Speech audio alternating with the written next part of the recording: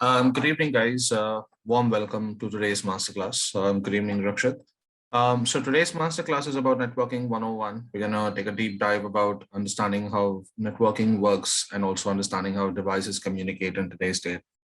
So a brief about our expert today, Mr. Rakshit Vidyarthi. He has worked in the industry for almost close to 6 to 7 years, and he has various domain expertise across multiple domains. He's worked for big companies as a network specialist, as an enterprise technical support analyst as well, and he comes with a plethora of certifications, including the certifications around network specialist, CCNA certifications, Juniper, to name a few.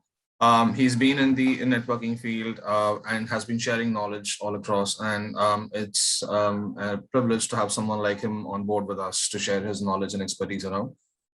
So without any further delay, warm welcome to everyone. Warm welcome to you, Rakshit. Over to you. Cheers. Thank you. Thank you so very much, Prashik. So, okay. All right, guys. Hello, everyone. My name is Rakshit, and today we'll be talking about networking 101. So basically, anybody who is willing to, start a career in this field, as in the networking field, or just want to brush up on the networking skills, because a lot of time, people with having a couple of, 3 years of experience, or 4 years, or maybe five, even more than that, they kind of struggle when it comes to some issues or troubleshooting. So it always helps to brush up on the technical knowledge, right? Because that is the base of your career. So we'll be starting off with the networking 101. We'll be talking about the device communication. So when I say device communication, we'll be talking about how exactly the internet works, how exactly any device which is all over the world, if you want to connect to any other device which is on the other side of the world, how do you do that, right? So we're going to cover those topics, and you guys are free to ask any questions whenever you want. Okay. All right. So let me go ahead and start the presentation. So I hope you guys like that. Okay. All right. So that's the presentation. So today's topic, as we just discussed, that it's networking 101, all you need to know about the device communication, right? So today we'll be discussing about the networkings, what exactly network field is all about, how do you progress in this particular field, and what kind of issues comes up when you are basically dealing with issues on a daily basis regarding the network, or firewalls, or maybe network devices, routers, switches. If you don't know what these things are, no problem. But then if you know what these things are, you should also know that what kind of problems comes up with these devices. We'll talk about all these things today. Okay. All right. So before I go ahead, let me first of all, share a little bit about myself. So my name is Rakshit Vidyarthi. I have around more than 10 to 11 years of experience in this field. Now, I've started off with my journey with CCNA, routing and switching, and after that, I started off with CCNA security. Completing that, I went for the CCNP routing and switching, and then I went for CCIE security. If anybody of you know what exactly a CCIE security, this is actually one of the highest level of certification that you can go in the networking field for Cisco devices. Now, to be honest, CCIE has two exams. Okay, one is the theory. Okay, the next one is called the lab. So basically, whatever you have learned, you need to apply those knowledge in a lab, and make sure that the outcome or the result is expected, and then you are certified as a CCIE. Now, to be honest, I went for the theory. I didn't get the time for the lab. The reason is I got the job, and I was like, okay, let me progress in this field now. So I kind of stopped by CCIE, but then I never stopped my certification journey. I went for the Juniper Network Certified Specialist, which is called the JNCS. Then I went for the Certified SonicWall Security. So I was with the Dell SonicWall. Okay. As of now, I'm having FortiGate Firewall Infrastructure and Security, which is NEC4, and then you have NEC7, which is the Enterprise Firewall Expert. So these are the certifications that I hold right now. Okay. All right. So as you said, networking 101, right? So what exactly it means when I say networking, right? what exactly is a network and why do we say networking 101? Okay, so when we say network, right, let's just take an example. In your home, you might have a bunch of devices such as mobile phones, printers, desktop, laptop, smart TV, Alexa, etc. Right? Most of us have these kind of devices right now. The reason they are connected to the Wi-Fi is that they want to share the resources with each other, or I would say it would allow the user to get the internet, right? They all make sure that whatever the device that we have right now, they kind of make sure that we have access to the internet. That is the whole point of having the devices. I mean, why do we need a smart TV? Because smart TV gives us access to a lot of devices, sorry, a lot of content such as Netflix or Prime or something like that, right? Why do we have Alexa? So that whatever sound or whatever, sorry, music that we want, we are able to use the Alexa product or device and play any music that we want, right? So it makes help, or it takes help from the internet and gives you whatever the music that you want, right? So end of the day, your network is basically what? Your smart TV, right? My phone, my desktop. Let me take one laptop as well. Okay, now what else do we have? Let's say printer. Okay, so all these devices, they what do they do? They normally connect to a device which is called as a Wi-Fi, right? Everybody has a Wi-Fi. Normally comes up between anywhere between 900 or 1,000 bucks to in lakhs and lakhs, right? So let's say for example you have a Netgear router with you or Netgear Wi-Fi router with you. What they do, they always ensure that all your devices are connected, and end of the day, these devices have what? Internet. Why do we need internet? As we said, either to share the resources or you know just for entertainment purposes, right? But nowadays, I think we all know that internet is not just entertainment, right? We can do the shopping, right? We can do any kind of shopping we want. Okay, we can do any kind of banking we want, and on top of it, right now we have a concept of something which is called as work from home, right?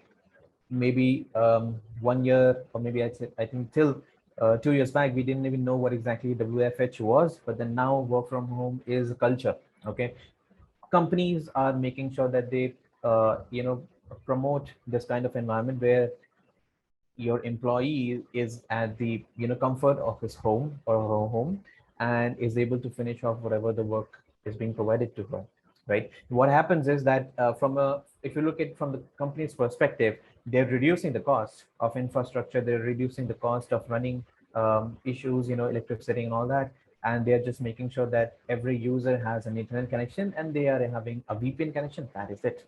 They're able to do the job from the comfort of their home. So basically, how are they doing all these things? With the help of internet and kind of a help with the COVID situation as well. So right now we know that internet is not just for entertainment; it's for everything. Internet is part of our life now, right?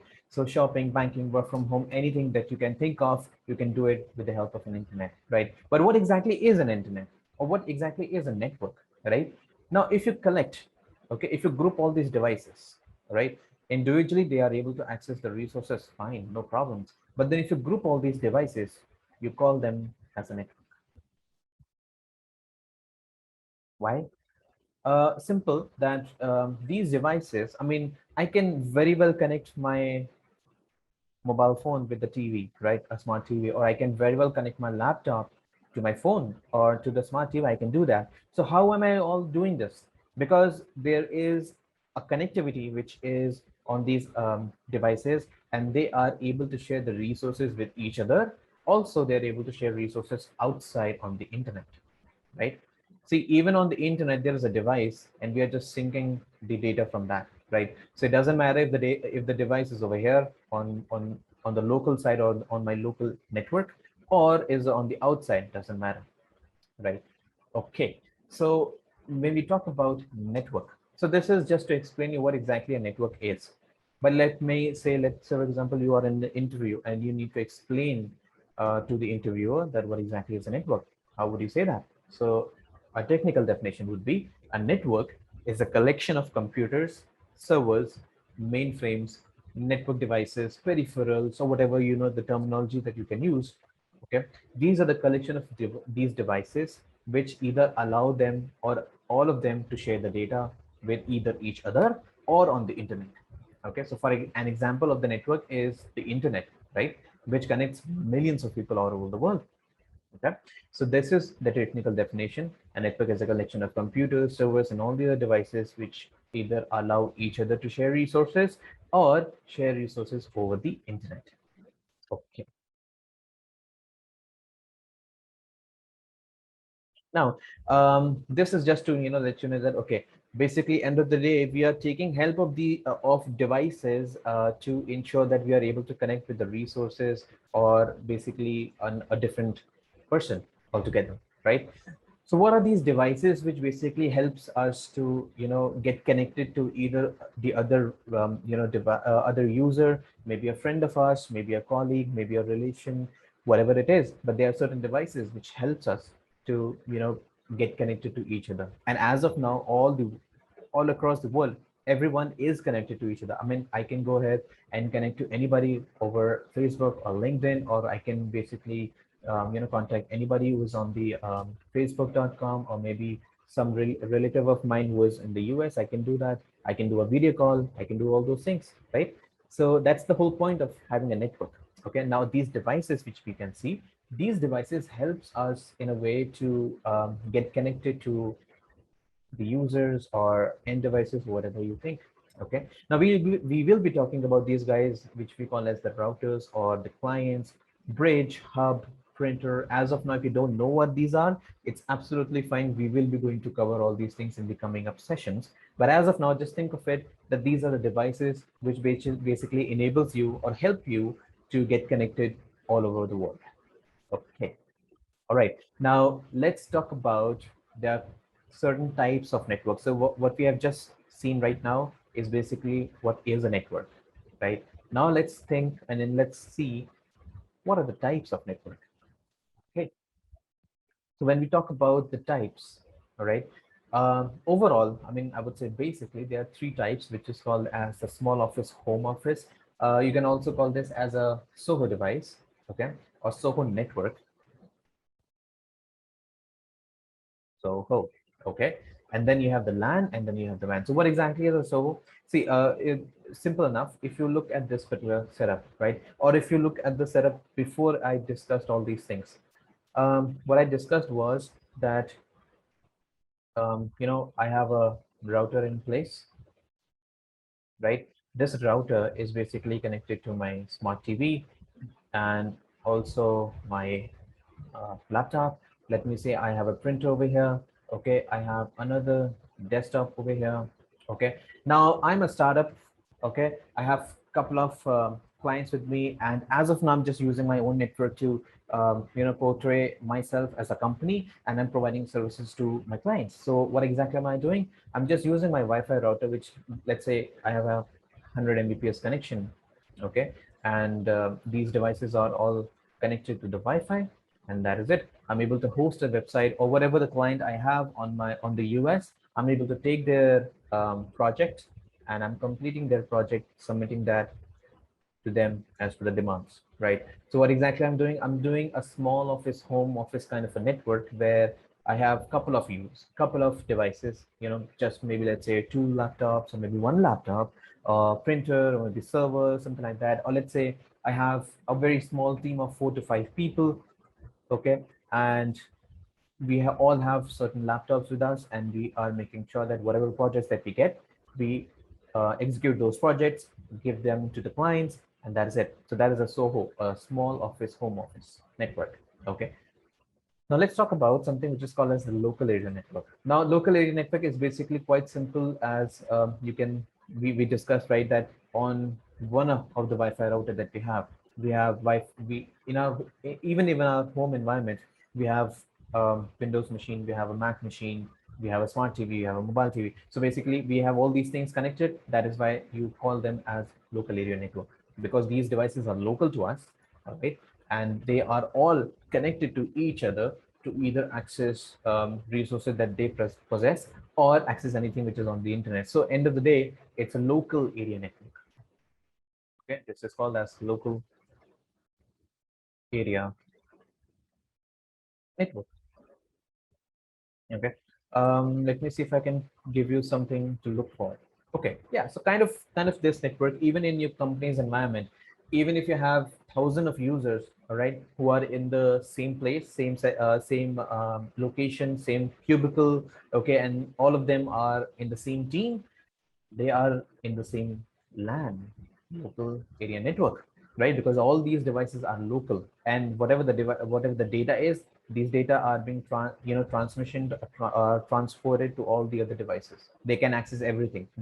Each user can access the other user's data as well.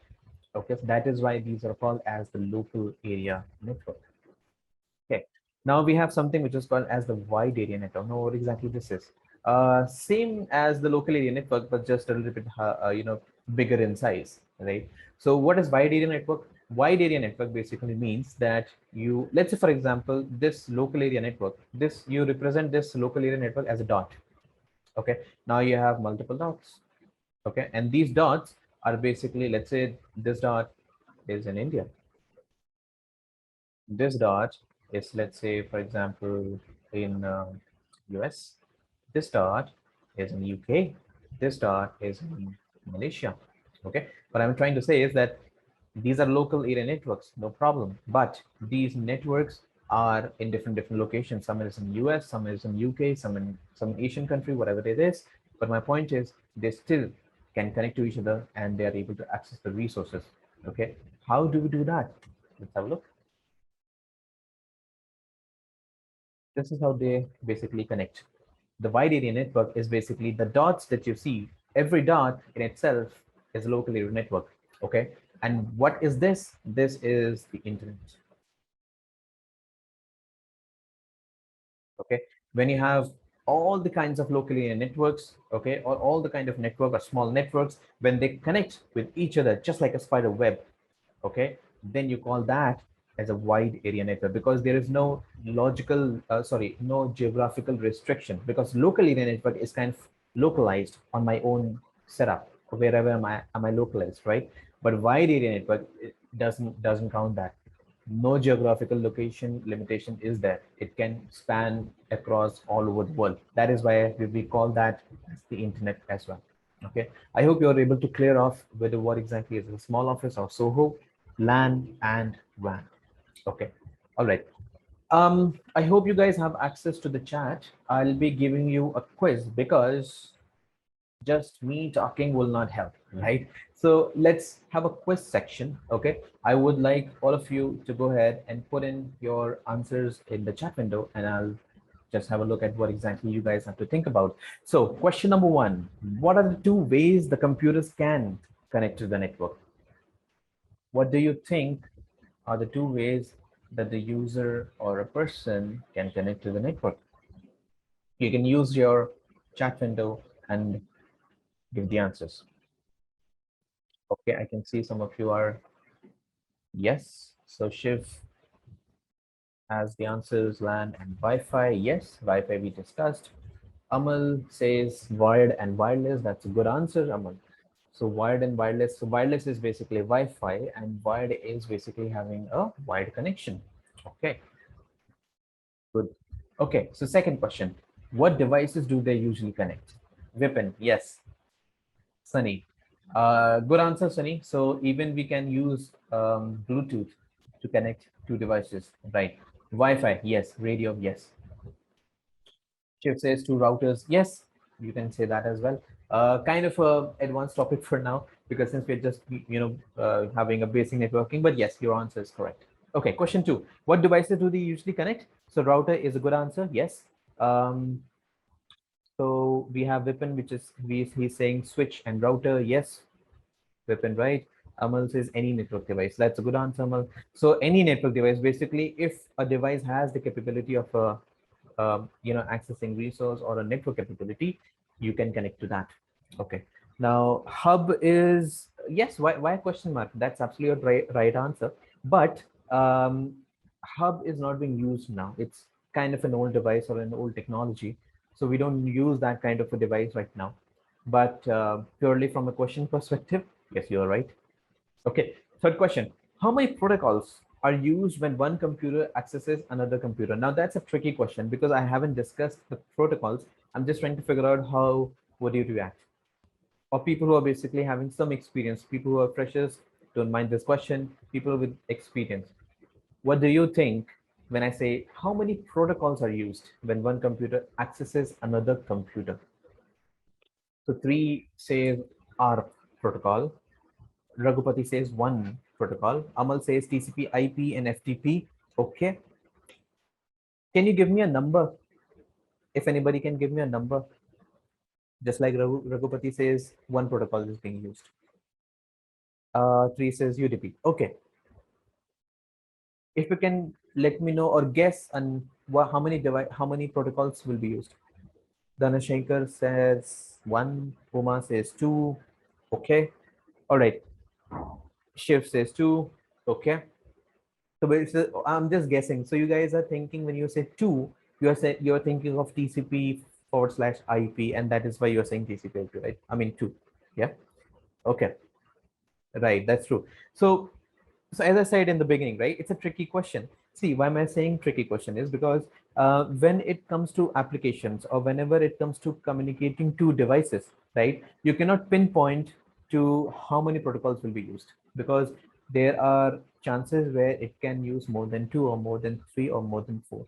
It is absolutely possible. So we cannot put out a number. That is why it is called a tricky question. Now, why put this question? So there was an interview and one of the question was being asked to one of my students that how many protocols do you think? So even when the interview was done, the interviewer told that, okay, this was not really a question. It was just to test. What do you think? Okay. The point is when you are on an interview, people or an interviewer could basically look for what is your aptitude, what is your technical aptitude, how do you think in case of networking.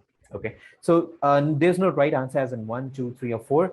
It depends on the applications, it depends on the network, and it depends on what kind of access that you are looking for. Okay, so on the basis of that, it can be either 2, 3, or 4. Okay, next, your company has 3 divisions. Each group has a network and all of these networks are joined together. Is this still a LAN or is it something else? What do you think? Sunny says LAN. Chandru says WAN, since the company has 3 different divisions. Okay. He says WAN. Raghupati says WAN. Okay. Now, why is it not a local area network? Because the statement is your company has 3 divisions. Okay. The division can be inside a building as well. I have a floor 1, which is marketing. I have a floor 2, which is sales. I have a floor 3, which is, let's say, IT. Okay, so maybe it is in the same building. I have different segments. So LAN 1, LAN 2, and LAN 3. So can't I have that? Okay, so Weber says LAN. Okay. Okay, so let's read out the second question and the next question and see what is there any difference. So this next question, the last question says, the company adds a retail division. This is a head office and 6 branch offices. Now, what type of network is this? This is a WAN. Okay, WAN, right. Now this is a WAN. This is purely WAN because in the previous question we can still debate that there are 3 divisions. They could be at different locations and hence it could be a WAN, right? But in this particular section, it's an absolute WAN. The reason is because if there's a head office, there are 6 different branches. These branches. So when I say branch, right? Branch obviously means different locations, right? Hence WAN. Good answers, everyone. Good. Okay. Now let's do one thing. Let me just take a quick pause for, let's say, 2 to 3 minutes, and then we'll start with device communication. Okay. Kaushik, over to you. All right. Thank you so much. It's a brilliant session. I'm already enjoying it. It just feels like going to learning made it in the best and the simplest form. I hope you guys are also having a great time enjoying this presentation. Chandru, yes, we have a Q&A session at the end, so we'll clear your doubts. We have a dedicated session for that.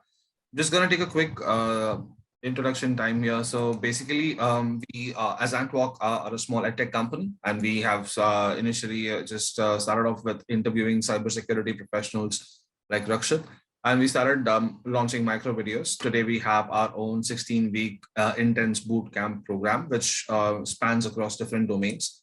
A brief about this: it's a 16-week course. You have about 12 weeks of core islands, and then we have 4 weeks of professional skills. So they can see you'll be learning about soft skills, CV preparations, mentoring sessions, and this will be done by cybersecurity industry professionals. We are very flexible. We don't want this classes to be something during the week. So we do one class on Saturday, we do two on Sunday. Like Rakshit, all of our experts are domain expertise in their own field. So with respect to whatever topic is being taught, our experts are also from the same genre. The idea is we give you 10 plus projects on the course. It's just 49,999. We also offer cost EMI options. Now, a brief about this course is these are some of the topics that are covered in our 16-week course, which begins from introduction to cybersecurity, network security, which is something that Rakshit is covering today, which is the beginning of network security, which is networking. Then we're covering about cyber attacks, web application security, incident management, forensics, governance, risk and compliance, identity and access cloud security, and we're also doing SIEM or SOC. So most of our course is intended towards a defense side of cybersecurity, as SOC professionals are in tremendous demand today. So we also support placement assistance as well. So once you pick up our course, what we have tie-ups with certain cybersecurity companies, which we look forward to place you right there. So I'd strongly recommend. I've shared a chat link. A link on the chat, which leads to our program details. I'd recommend you to have a quick look at it. The registration is absolutely free. You'll have a call from one of our academic counselors. You can ask them any questions in relations to what it is. And if you're interested, we'd be more than happy to discuss this further once again. So I'd recommend you to just check this link out, check our content out, and see how things are. Currently in today's day, cybersecurity is becoming a hot pancake. A lot of people have also transitioned into our industries from different domains as well. So recommend you to have a look at this and apply as soon as possible. I also have this URL with our expert Rakshit's name because we have running a special discount today. So do check that link out for further information. Rakshit, thank you so much for the time. Please, you can. Okay.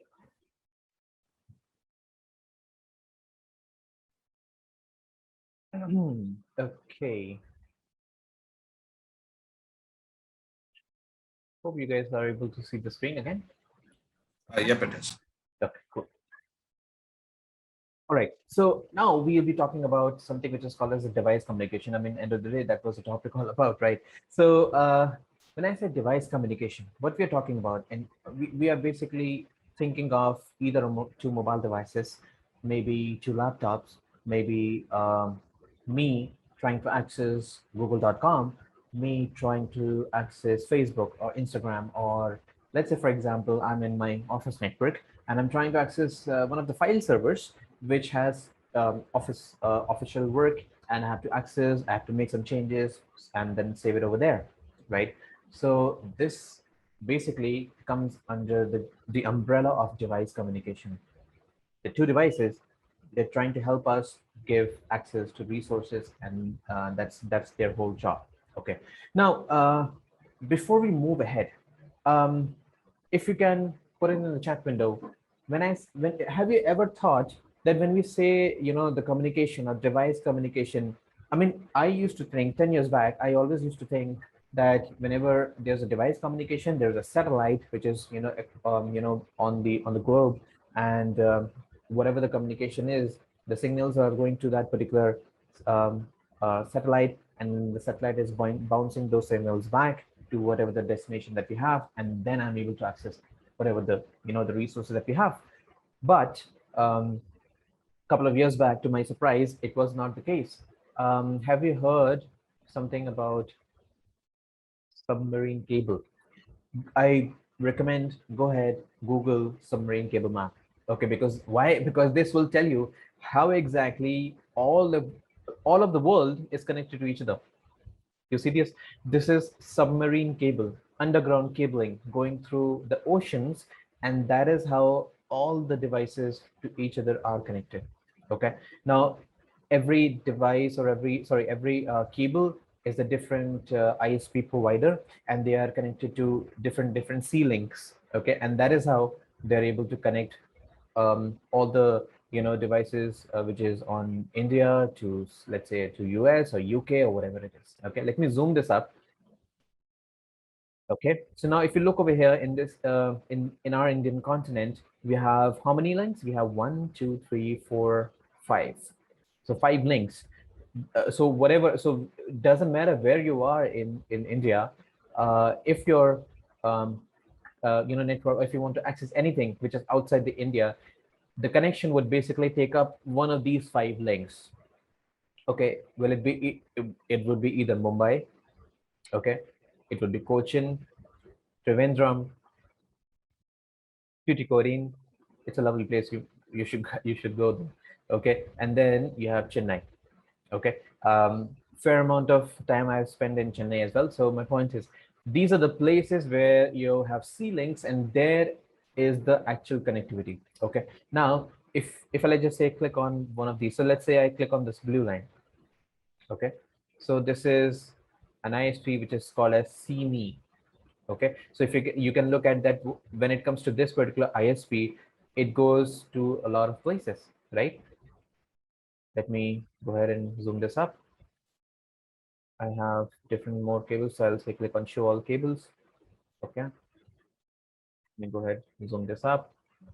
Okay, now let's have a look over here. So this is CME. This is Chennai Andaman Nicobar cable. This is Bay of Bengal. This is I-to-I cable. This is Indian Asian Express. This is MIST, and this is CME again. Okay, my point is that when it comes to network, this is how exactly all over the world everyone is connected. Okay, not satellites. This is how the actual cabling is done. Okay, now let's come back to device communication. All right, so when I say device communication, since we are on networking, right, we are using the term networking 101. So when I say networking 101 or device communication, we are, if you're guessing it right, we are basically talking about a particular topic which is called as, get this, OSI. So OSI reference model is the one which is basically the backbone of the entire network. What you have just seen, it all works on the concept of OSI model. Okay, this whole world is connected via model which is called as the TCP IP model. We'll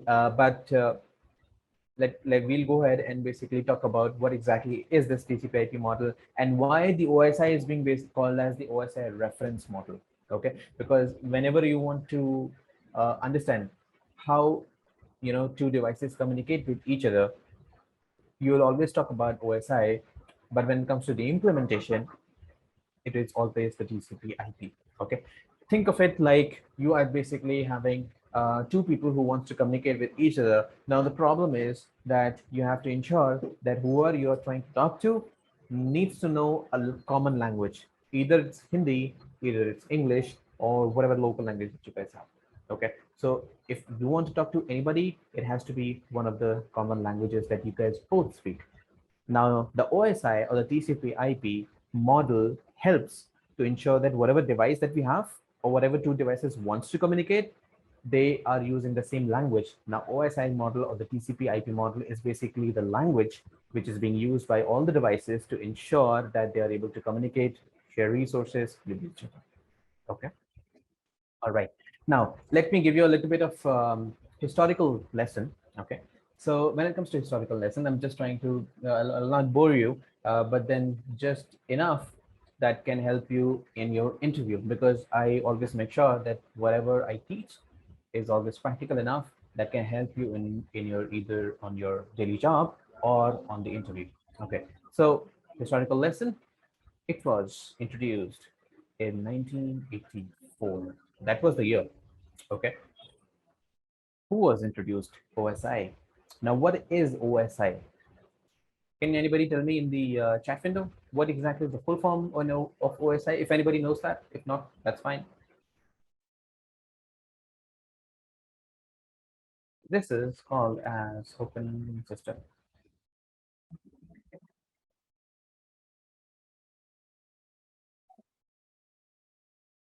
No general, not operating system. Okay, so open system interconnect. Now this was introduced by something which was called as the ISO. Okay, now I understand that it's just the reverse, but an ISO is basically the international standardization of organization. So that was the organization which introduced the OSI. Okay, so International Organization for Standardization was the guy who introduced OSI to the world. Okay, now this was introduced in 1984, but when it comes to the TCP/IP, this guy was introduced in 1982. I mean, it was introduced in 1960s, late 1960s. It was in implementation, and in 1982, it was implemented everywhere. Okay, but in 1984, the OSI came up. That is also the reason why OSI was never being implemented. It was only used as a reference model, meaning it was only used for referencing, just to understand how two devices basically communicate with each other, not for the practical implementation. When it comes to practical implementation, TCP/IP model was being used. Okay, all right. So that is just that for the historical information. I don't want to bore you much. So let's move ahead and think of it. So end of the day, when we'll be closing, you will be knowing something like this. Okay. Now over here, what you're seeing is, let me clear this off. Yeah. Okay. So when I talk about the OSI reference model, OSI, right? These reference model or this reference model has 7 layers in it. Okay.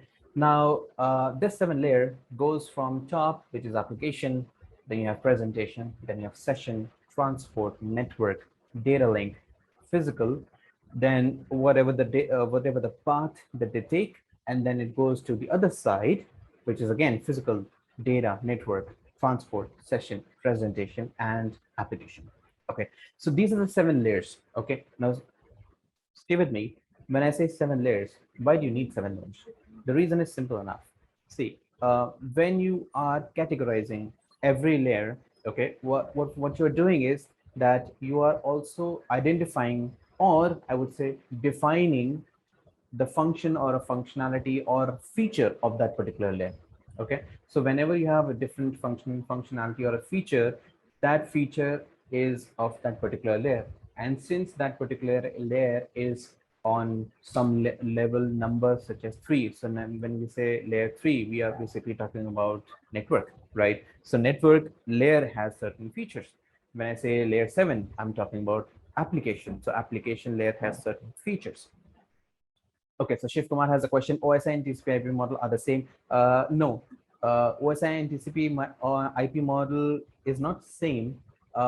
Their job is same, meaning end goal is to ensure that they're helping the devices to communicate with each other. But when it comes to the working behavior, it's a little different.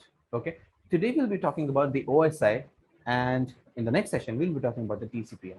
Okay, so that you guys know exactly how these two devices are different. Because as of now, if I start off with the differences, it will not make much more sense, because as of now, I have to explain you, this is OSI, this is TCP, and that's the difference, right? I hope this answers the question, Shiv. Okay, so when I say OSI, we have 7 layers. Okay, so we will start from the top. First, application. Okay, now think of, let's say for example, you are a newbie, you don't know anything about network, you are just normal person who needs to know, how do I access the other guy? This is Google for me. I need to access this google.com. This is me. This is my laptop. Okay, how do I do that? Okay, now the first thing that will happen is that as soon as you put in, what is the first thing that you do if you want to access google.com? You open up your browser, right? You open up your browser. In the browser, you'll put in www.google.com. Right? That's what everyone does, right? So we'll open up the browser. You go ahead and type in www.google.com. Now, what will happen as soon as you do this? Okay, there are certain functions and functionalities which happens behind the curtain. That is what we are going to learn right now.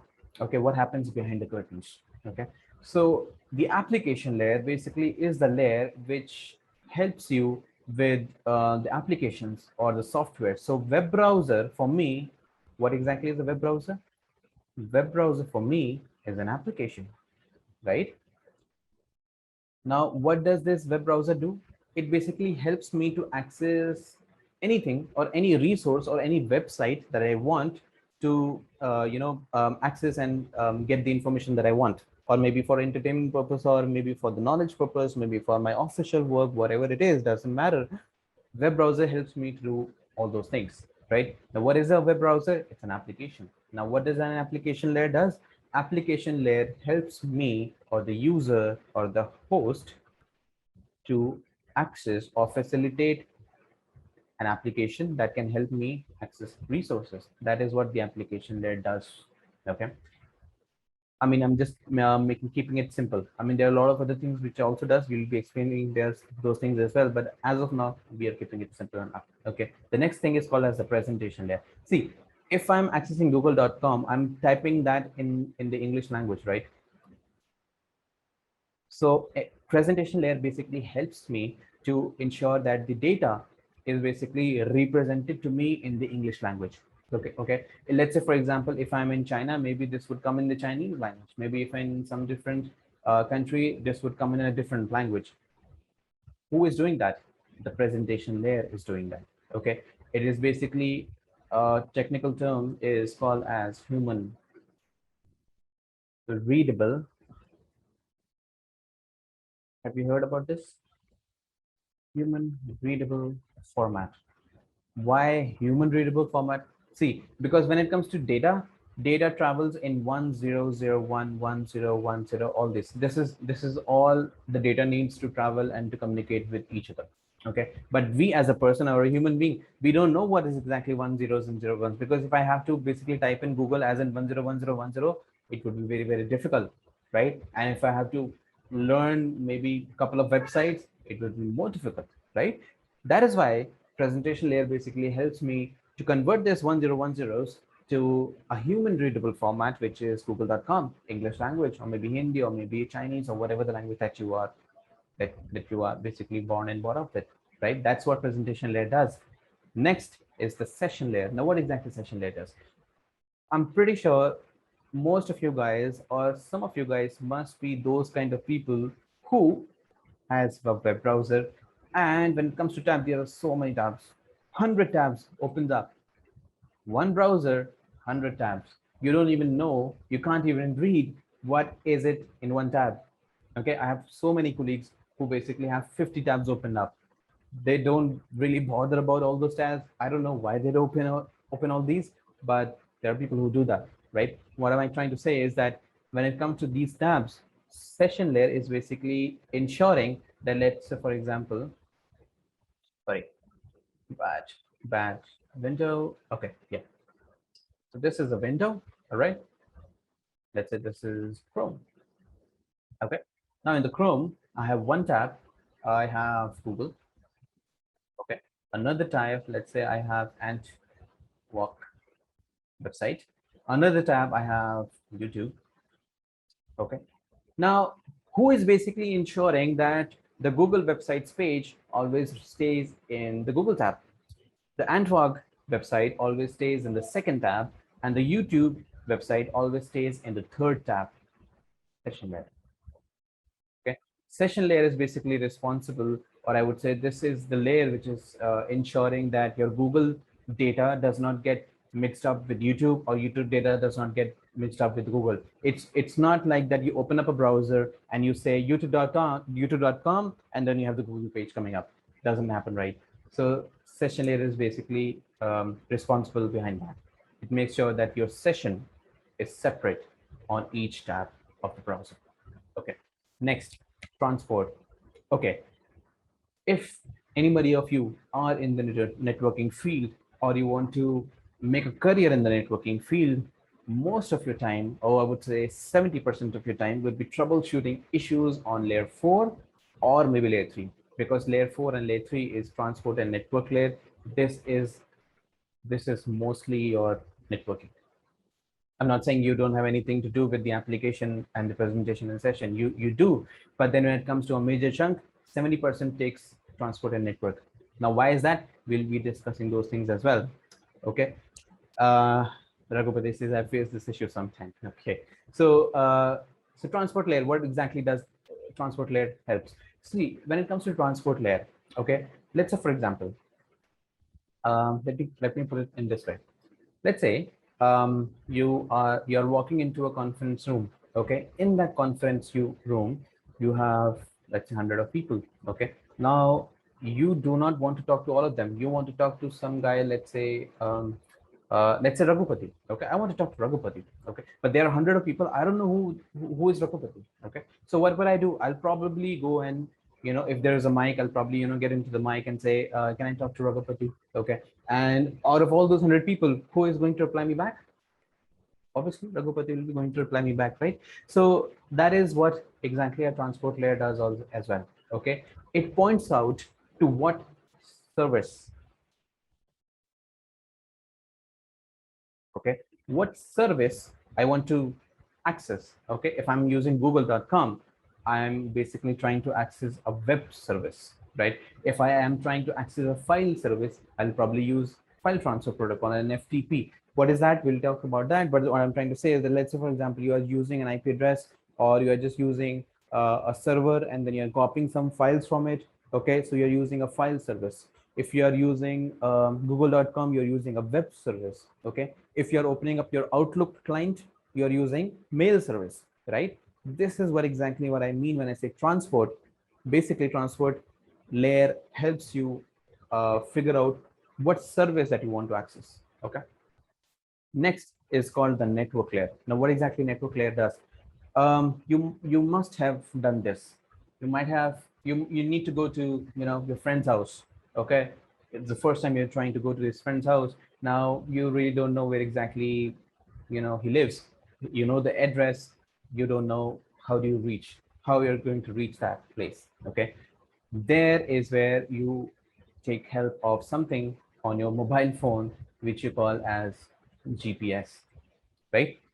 Most of us do that, right? We always make sure we have a GPS on, then we started driving our car or bike, whatever it is, and then GPS makes sure that we reach to the particular destination that we want, and that is it. That's job done for the GPS. Now, if a host wants to communicate with a different host, or if the data wants to travel to another device, or trying to access the data on the other side, okay, the network layer basically ensures to give us the shortest path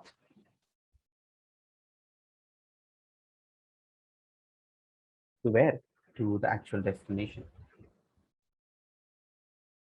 Okay, this is what the network layer does. It always makes sure that it gives you the shortest path to whatever the destination that you want to access. Okay, so let's say for example, I am in New Delhi. I want to go to Noida. I don't know where exactly, what part do I need to take. So what I do is I open up my GPS, put in the destination as Noida, and that is it.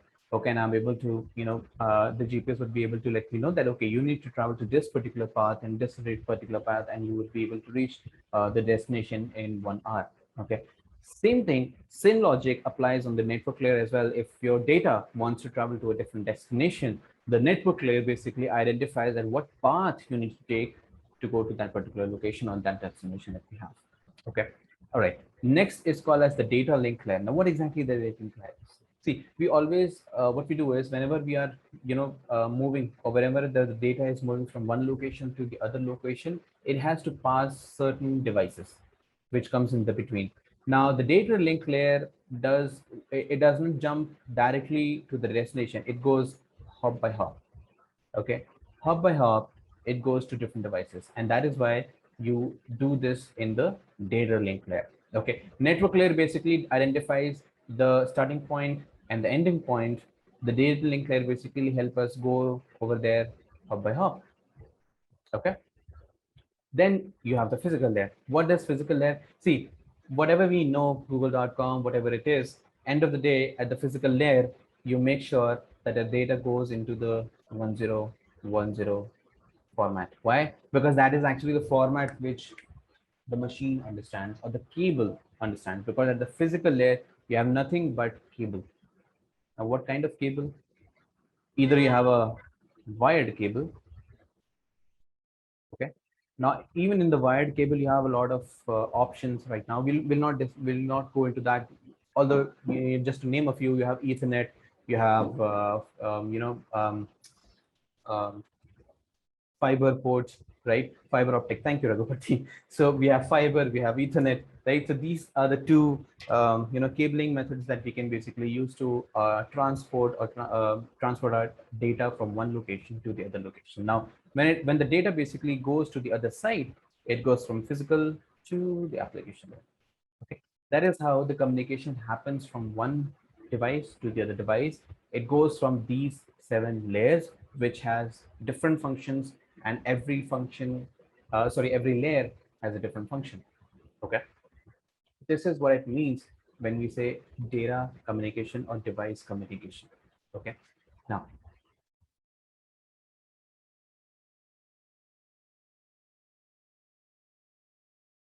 in the last section, what we discussed was that we have something which is called as we said, right? Most of your time would be, trying to figure out the issues on the transport layer or trying to figure out issues on the network layer, right? Now, what these devices, what these layer does, as we discussed, layer 4 provides us the service, right? Layer 3 provides us with the path. Okay. Now we have something which is called as an IP address. Okay. Now what is this an IP address?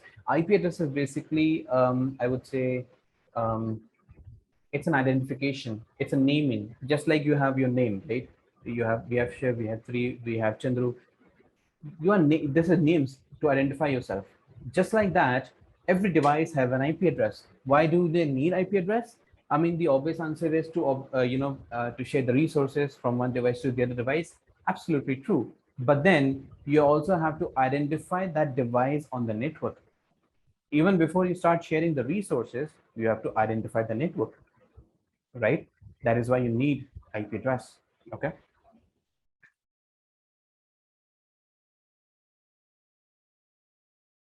Now, people who are a little bit experienced, so you would be able to get this. So we have a couple of devices. These devices are connected to one of the device which is called as the router.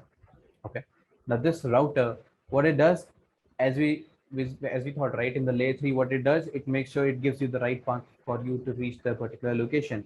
This is what the router does. It gives us you the right path so that you are able to reach the particular destination, right? So you can see that in this particular section, there's one particular feature which is getting changed. Data always remains the same. IP, which is your identification, always remains the same. Only one thing, which is the MAC address, this changes. Okay, now MAC address is basically, if you look closely, don't you think this is a hop-to-hop communication going on? Yeah, isn't this a hop-to-hop communication going on? So we discussed this, yeah, in the previous slide. When I say hop-to-hop communication, what layer am I talking about? Talking about layer 2, right? So in layer 2, you have a protocol or you have something which is called as MAC. Now MAC is also an identification, just like an IP address. You have an identification on the network. MAC is an identification on the hardware, your hardware device. It's an individual, it's a unique device which is out there. So it's a MAC device, sorry, it's a MAC address, which is a hardware address. It is unique all over the world. Your MAC address will not be same anywhere else. I mean, there are so many ways of cheating that, but to understand the concepts, the MAC address is always unique. Okay, all right. Now let's try to understand this a little deep.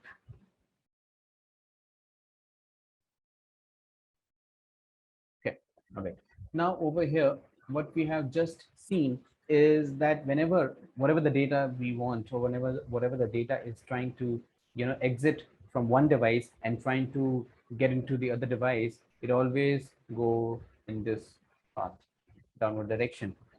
If you're sending the data always travel in the downward direction.